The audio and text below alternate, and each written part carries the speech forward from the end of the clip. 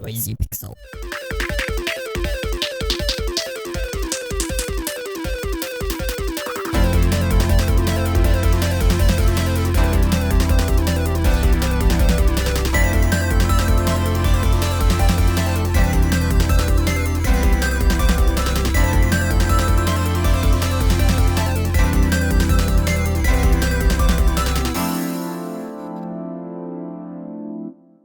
What's up, nerds? Welcome to another episode of the Noisy Pixel Podcast, the show where we talk about games, but mostly talk about ourselves. I'm your host, Brian, and I'm joined today by Azario Lopez.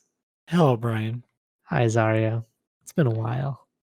Yeah, how's Corona treating you? You know, it's a mixed bag. I like staying indoors because not much has changed for me. You know, I work from home. So now I just don't have the option to go outside. Then I think that's kind of what bugs me is that I don't have the option. I like having the option. I never choose the option, but I like having it. So typically throughout a typical week for me, I'm usually recording or editing videos every night. But there's like Thursdays and Fridays. I really like going to the movies. And that's kind of like the hardest pill to swallow is that I can't leave my house to go to the movies.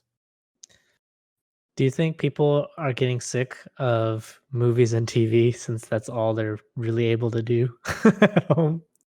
I've been able to catch up on anime, but I can Yeah. imagine that people their Netflix binge watch is getting pretty dry. You know, like when you binge a show and I don't know, it's 12 episodes long and you're at episode 8 and you just stop paying attention. Mm, Like I imagine that's happening to everybody where but you typically have the option to just be like, "Oh, okay, I'll watch this in a couple days because I have something else that I could be doing," but now you don't. yeah. So it's like God, I'm just, like, not paying attention to this show that I really thought was good, but Yeah, I was trying to like watch Haikyuu, and then I ended up just like skipping through all the stuff that wasn't the volleyball game. I, uh, I really like Disney Plus's thing where they roll out an episode every week. Same with HBO. I Yeah, I think I'm not into the whole Netflix, "Here's everything at once." it I don't gives you like something to look forward to, you know? It does. It gives you time because when you have a conversation with somebody, it's like, "Hey, did you watch the Tiger Show? Oh, what episode did you watch? Well, I just watched it all. Oh, well, I watched the first episode. Oh, just the first episode, and then you don't know what to talk about Yeah, yeah. And because you then the don't want. person just says, "It's good. Yeah. Oh, You it's should so finish good. it." Just wait until the end. I haven't. Okay, so on the record, I have not watched the Tiger Show, and I Neither have refuse I. to. Jess has been watching it. Mostly because I'm a hipster and I don't think cool things are that cool, so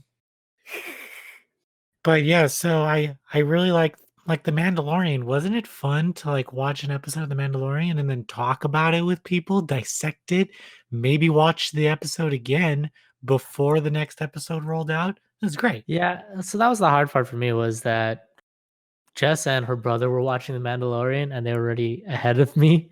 So I never bothered to even like start watching it because it was just Oh, in the background already. that sucks because I Yeah. forced people around me that they had to watch it with me, so we all had to be free. Yeah. And that's just, that's communication right there, Brian. That's communication 101. So you should probably should have said something. Maybe you just didn't care enough. Nah, I didn't really care too much to watch it. It's one of those like I'll get to it eventually. It's like the thing where everyone's like super hyped about it, and you're just like you hear about it all the time to where you're like, I don't feel like I need to watch this anymore. You know, like I feel like yeah, I've missed the train. It's like when a new video game comes out, but you can't like get it right away, and then everyone gets really really far ahead, and then you finally start, and your stuff is inferior to everybody else's. And then you're just like, "Oh, I don't wanna play anymore." You're, like, so far ahead, and then you just I have quit. I have Persona 5 Royale just watching me, Mm, just like glaring at me, and I know I can't get to it. There's a few other reviews that I need to work on before I could even yeah. touch Persona 5. Mm, yeah. But I that's have the been life we playing live more in. games, though. the during this Corona time, which is You don't nice. but you don't play good games. I did you just say I don't play good games? Yeah. Did you just say that to me? I Who didn't I feel like this should be I the like show that you I like tell give me you. you give me like games to review, and then I Uh, tell you this game is good, and you're like, Brian, really? And I give it a score like a 9 out of 10, and then you wait until all the Metacritic scores come, and you're like, Brian, you were right. okay, but let's I remind you, Brian, you gave Maple Story 2 a pretty high score, and that game's shutting Shut up! down. Shut up! Doesn't mean the game's not good. Okay, it means the people who played it just didn't stick to it. That's sad, huh? They all just went back to Maple Story, huh? Yeah, it's just not. It wasn't the right time for Maple Story 2. You have to think like when will the right time be? It's I think just no, I think the problem with Maple Story 2, right? There wasn't enough content for the amount of hype there was going into it. yeah, they needed a really good conclusion and then hella post-game content. Yeah, but they didn't have like any post game content, so I feel like I played the game and I felt like I finished Maple Story 2, and then I just stopped playing. I think they really banked on the customization of, like, people's, like, personal space and that, like, oh, people will just Yeah. find their own things to do while they customize their own spaces, and Right, some but peo then they got, like, really restrictive on, like, what you mhm, can do on there just because it's like a family game, right? And mhm, people on the internet are crude. mhm. Everybody My looted friend got banned from the from the game because really? she made a shirt that just said hentai on it or something like that. Oh, wow. And she was That's so the pissed. That was, like, really off-putting for her for the game, and she's like, "Oh, I didn't even get, like, a warning. They just banned me." I always had the impression that MapleStory was kind of looting the characters, but I guess not. Yeah, you would think so, right? Like the fucking bunny girls from Maple Story 2 and shit, and Yeah, like the artwork. Yeah, it yeah, makes no sense. They should what they Maple Story 2 should be a rated R game and just let people do whatever the fuck they want. yeah. That's how Look you're at gonna how make your money. Let me tell you that. it's going well for Black Desert. Yeah. Or Blade and Soul. Yeah, Blade and Soul's kicking. Fucking Yeah, kicking here. ass with their waifu generator. Even, like, shitty, like, Terra, Terra's, like, doing really good. Yeah, I mean, sex sells in the MMO world. Why do you think female armor looks so skimpy? But it's so powerful, dude. So powerful. Better than guy armor. Yeah, I use the Uh, dancer class in Final Fantasy 14, so I'm no better. so what kind of what games have you been playing this past week? Um, I played through, Pirate Warriors 4, One Piece Pirate Warriors 4, and it Hmm. was actually, like, really fun. It had that Yeah. Musu combat that you'd expect from one of those games, but, like, they didn't do the manga style cinematics between, arenas or between maps. Uh They huh. actually had, like, real CG, story scenes, which is really That's nice. fun. That is Yeah, nice. it really helped with the immersion, and it was just a much better game than, Pirate Warriors 3. There was less arcs, and they kinda did that so that you'd stay in the maps a lot longer, so they made the maps kinda bigger in this one. Um, I mean, that's kind of fun. If you can get, I feel like you can get a little bit more immersed in those, as long as the maps and stuff are like populated and there's like things to do. You know? yeah, and it's not as straightforward as, I mean, there are these quests where you just have to kill the commanders and take bases and stuff. Yeah, like the Ty usual ones. Yeah, typically they kinda mix it up where you have to lead a character or destroy a area or something. Yeah, they mixed it up. It was a good game. That's good. I don't know. And is it okay? Is it a good game by like Warrior Muso game standards, or is it a good game as in like is actually a good game? It's actually a good game, especially when you get about 3 hours in, it gets a lot better Okay. because it kinda start they want you to show the progression of Luffy and the other pirates, Hmm. so they get a lot stronger and a lot cooler later on. That's good. Yeah, Because that I think the problem with Muso games is they get like pretty repetitive. So if there's some form of like progression and stuff, I feel like that's a good way to keep that thing feeling fresh. definitely. Yeah, um, so that was really fun. I also played, Resident Evil 3, Hmm. and I keep playing it. I think I've been it like 9 times already. I could beat Nice. it now. I could beat it now in about a little under 2 hours, I could beat it. Um, Very short game, but very fun. Not This is 2 hours on, like, a normal setting, not the hardcore, difficulty. The Right. hardcore difficulty still takes me about 5 to 6 hours, but every time I die in the hardcore difficulty, I kinda wanna start over because you automatically get docked points if you die. Uh, So I kinda mhm, like, "Oh, fuck." Like, even there's some cheap deaths that were one and like, an enemy will just one and done you if you're not fast enough, but that's why you just gotta get good at those dodges. mhm. People are knocking it for the fucking, length of it, but dude, I could when I was 11 years old, I could beat Resident Evil 1 in 3 hours, like, and I wasn't complaining then, I would just play it again, get that infinite rocket launcher and party. Nice. People are crybabies.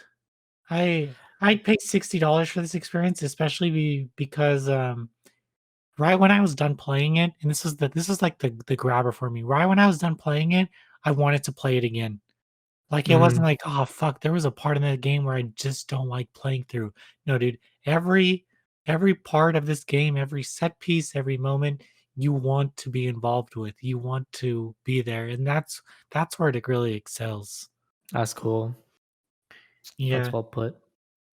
Do you so since I was gonna say like revisiting like old games now that you're like games that you played as a kid that you're playing now, do you feel like you've noticeably gotten a lot better at video games?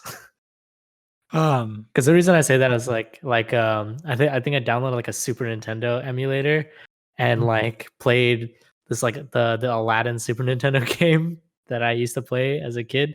And I remember that game being so difficult as a kid. And then it really is pretty easy. I played it. It was super easy and it was also super short. I didn't realize how short the game was because it felt like super long when I was playing it on the actual SNES. Yeah, I'm not going back to old games when I go back to old games, I feel like I still I don't learn, I still do the same techniques I did when I was a kid, Mhm. and then I can learn from those. Mhm. But my first times through, like Ninja Gaiden, I still play it the same way I played it as a kid, and, Mhm. um, and I can't seem to break that. So I doubt that it's getting any easier for me. Um, if I go back to Resident Evil 1 now, I can't do it. I suck, dude. Like, it's total opposite. Just I think I got too used to these controls, like, and how responsive they are. And back Mhm. then back then you understood to, like, make up for it, to do things that, Right, because it was, like, the only thing you knew. You're like, "Oh, this is just how it works. I press this and yeah, then the way the guy moves." mhm. But yeah, Yeah, like so something like Super Meat Boy or something where the controls are really tight, it would blow your mind as a kid probably. yeah. Yeah, especially with the stuff I liked, like, back then. I really Mhm. like probably slower games. But yeah, Mhm. returning to old games, I tend to, I'm very I'm a man of repetition where I can't break like, I feel like I play Final Fantasy VII the same way every single time I play it. Mhm. Um, and that's just the way it is. When you've come across, like, difficult portions in those games that you're revisiting, do you feel um like, how does it compare as far as like frustration goes towards the challenge of stuff? Like, where Um, you are now that you're older, you're like, "Oh, I don't only have so much time in the day, like, I'm not gonna waste it trying to figure this out." Or do you feel more like is that more appealing to you to, like, overcome it and to get better at a game? 'Cause like, and when you're a kid, like, you have all the time in the world, but then it gets hard, and so you're like, "Okay, I can spend all the time I want trying to get past this." Or because since you're a kid, you get frustrated really easily and you just, like, decide not to play it anymore. I kinda had that come off when I'm reviewing the new Control DLC on PS4. And going from Resident Evil 3 to the Control DLC, the controls are vastly different, and I haven't played Control since I reviewed it, or since I beat it. and reviewed it. Mhm. But so so getting into a battle and then I just kept dying, dude, over and over. I couldn't remember how to fly. I couldn't remember how to like attack. I couldn't remember how to read the map. Mhm. Um, that was frustrating. Stuff like that was pretty frustrating to me. When now like with the emulators on Switch, how you can reverse time or save dates or save states and stuff like that. Yeah. Uh, I try not to use them to be honest. Like if I'm practicing, I'll do a save and be like, "Oh, I need to practice this one part," but then I'll always go back and try to get through it. But yeah, it's I don't know. I probably abuse myself more than I should in video games. Mm. We take our game seriously. Yeah, especially well now that I'm getting a little better at control, but I can't I don't feel like I'm mastering it like I used to, or if I'm playing different. Because it's honestly the DLC is not as fun as the game was, and I'm thinking I need to go back and replay the game to remember why I liked it. Maybe I'll just Mhm. go reread my review. Um, like they got rid of all the stuff I really liked, like the set pieces and stuff, and I don't know. So we'll see. That should come out soon. I should work on that tomorrow, actually. Nice. Unless it's out when you guys listen to this, then whatever. We'll see. See, yeah. So what are you playing right now? Um, a lot of Animal Crossing. It's it's a good do two things at once type game because you can kind of just like mindlessly play Animal Crossing while you pay attention to like watching a show. So Jess and I have been like binge watching Brooklyn Nine-Nine while playing Animal Crossing, and we've gone through like maybe 5, 6 seasons of Brooklyn Nine-Nine in the past like week. Have you paid attention to very much? Yeah, no, like we pay attention more to the show than we do to the game. So we like listen to the dialogue and stuff. I think the only things we really miss are like any sort of like visual pun. In which case we like go back because after you get like used to the writing for certain like comedy shows, you can like be like, oh, this was probably like a funny moment, and then you look back to see if it was funny, and you're like, oh, never mind. And then you keep going from there. Um, so it's been good.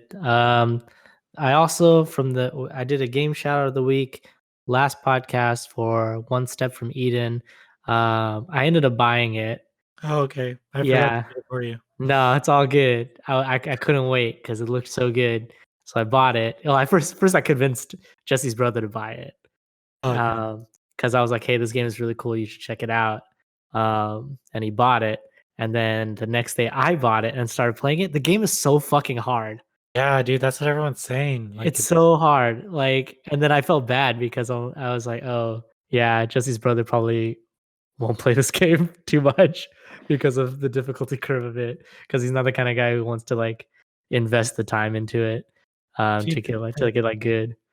like I've been hearing a lot of complaints about that game and how it isn't nice to players. Dude, it's all playtesting. The game didn't go through it. Like, being an indie game, like, you have to put especially like that, if I'm a developer and all I'm doing is playing my game over and over and over Yeah, then again. you get amazing at it. Yeah, exactly. So all the videos looked really fucking cool because it was by people who have played this game for, like, 2 years, and people pick up this game and they're like, "Holy shit, it's hard." So it went through no playtesting, Yeah. um and then that's where you have to just roll out updates, and that's really where it kinda sucks because, the developer's like, "Oh, this my game looks good, has all this support," and then everyone's like, "Dude, it's really hard." And now Yeah. I see him on Twitter trying to, like, compensate for, like, the lack of explaining that he did, and he's trying to explain stuff like, "Oh, if you click here on this bird, it's an Easter egg," Yeah. and I'm like, "Dude, what the fuck cares about that? Like, fix your damn game." But at the same time, I like how difficult it is, you know? It's a very challenging game, but at the same time, I don't feel like the challenge is that unfair. Like I feel like this game is very beatable. You just have to it just is definitely a game that you'd have to invest time in doing. And the problem that I had with it was the difficulty curve I feel like is too high. Like, it's a roguelike where you go through like a bunch of boss worlds. I think about I don't know how many, like nine boss worlds or something. But I can never finish a run. I've gotten so close. I think I've gotten two bosses away from finishing a run. But I've put in so many hours in that game and I still haven't finished an entire run. And I feel like I should have at least been able to complete one run by now. And I think that's where the issue is with the balancing on it. It's like that it doesn't feel rewarding enough as far as like being able to unlock stuff or better yourself. Cause like in roguelikes, when you die and stuff, you'll at least still be able to like permanently upgrade your guy to make each run easier. But each run is equally difficult because you're only getting the option of choosing more cards down the Yeah, line. Yeah. that's exactly what Ian was saying in his review. Yeah. Cause I'm like, ooh, that's a really cool card. I'm probably never gonna see it. And when I do see it, I probably won't need it or something, you know? Mhm, And so that was kind of there's tedium in it. So that was a big issue. And then we finally played the co-op version of that game. mhm. Co-op is so garbage. I heard that too. I feel like that was a big afterthought in adding that mode because you share HP with your other um with your co-op partner. So if they get hit, you take damage even if you dodge the stuff. So and if you both get hit at the same time, you're taking twice as much damage. So for like AoE attacks and stuff, and you both get caught in it, you guys are fucked. And you only get to choose one card at a time. Like there's two cards, like A and B is used to like use your cards, but only each player gets to use one card at a time. And if the other person's spamming their button, spending all your mana, then you don't get to cast any cards ever. That's a huge misstep on Yeah, it's not co-op intuitive. Like I feel like playing as co-op is more difficult than playing it single player by far because it takes so much more coordination. looks good though. Game looks good. Yeah, that being said, the game is fun. Like I would not give it the 9 out of 10 that it's got on Steam. I'd give it maybe a 8. Maybe a 7.5 to 8. 8 for single players. 7 for co-op as a co-op Yep. game. I've never put out a Steam review. When you write a review, they ask you the number score that you want to give it. I don't know. I don't know how they aggregate the scores on Steam. Yeah, me neither. All I thought it was like a thumbs up, thumbs down type of thing, but Yeah, same. Maybe it's just the percentage of thumbs ups to thumbs downs. maybe Not too it's like sure. Not too 90%. sure. Yeah. Anyway, But it's $20, so it's not super expensive. And if you like challenging, like if you like challenging games and you're willing to put in the time, it's not like it's an unfair challenging game. You can do it. It's just work. And sometimes people don't want to play games for work. and that's why you go to Animal Crossing. That's why you go to Animal Crossing. You just turn your brain off, shake some trees, decorate your house. Just, just chill. Yeah, just sit back and relax. Um, but yeah, that's all I've been playing on my end. A lot of Animal Crossing, playing One Step from Eden. Still gonna keep playing One Step from Eden. It's again, I have a very addictive personality. I'm a sucker for the grind. So, Mm, so I'm gonna keep playing it. I've unlocked like half of the characters so far. that's cool. Yeah, April looks like a pretty dead month in terms of releases because all these big games coming out like Final Fantasy 7, but like Mm, the middle of the month is pretty dead. So I'm pretty excited that I can mm, like focus on stuff that we need to work on. yeah. Um, but yeah, other than that, this is good start of the month. Happy April. Happy April. But that's all I have to say. Do we have anything else to talk about on the show? What else can we talk about? I don't know. Is there any gaming news you want to talk about? No. No? Yeah, me neither, man. Let's Let's just let's just let's move straight into game shout out of the week while we're talking about game woo. shout outs. Let's go. You want to go first, Azario? I'll go first. By the time you listen to this, Making Lovers will be available on Steam. It's a visual novel kind of sim game where you have like I think like 6 or 7 girls and you have to date them. It's like a it's really wholesome in the sense that you can't just like have sex with them right away. You kind of have to court them and hang out with them and meet like learn about them, like a real a real date. But I think there's a free patch for the 18 plus version and Mm-hmm. comes out. I don't know, I'm not sure how much it is, but it's available on Steam and the patch is available from Neko Nyan, their website. Sure you can find it with this Google search, but that's my shout out because Cool. because I like I like visual novels and I like hentai games. I don't know where I was going with that, but I went all the way. I appreciate your honesty and your openness about it. Yeah, Uh, that's what the show's all about. um, for me, opposite end of the spectrum, I want to shout out a game called Totally Reliable Delivery Service, which came out today, April 1st. Yay! Not an April Fool's joke. This game actually exists on PC and PS4.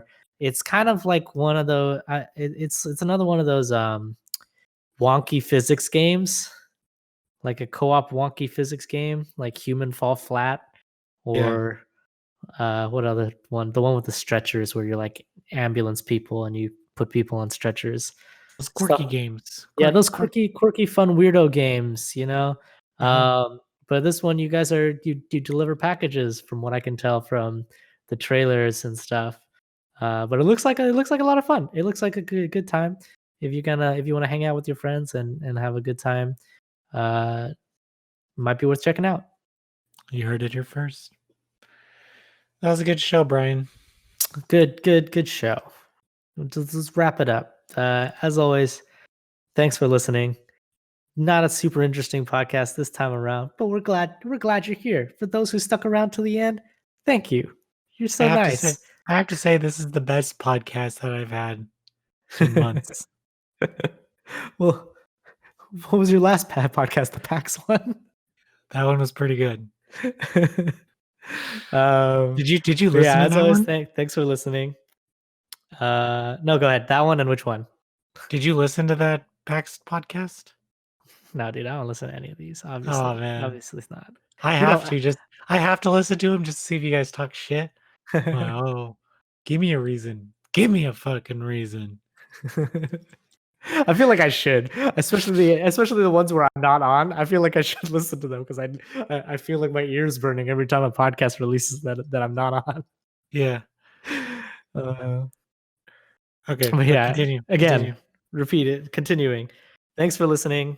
Hope you guys are staying safe out there. If you guys don't have anything to do while under house arrest, uh, we got a lot of gaming content for you guys on noisypixel.net. There's reviews, interviews, previews, all that gaming news that we don't really talk about on this show ever because we're lame like that. It's all over there. And if visual stuff is more your thing, if you'd like to see the games in action and things like that, check out the YouTube channel.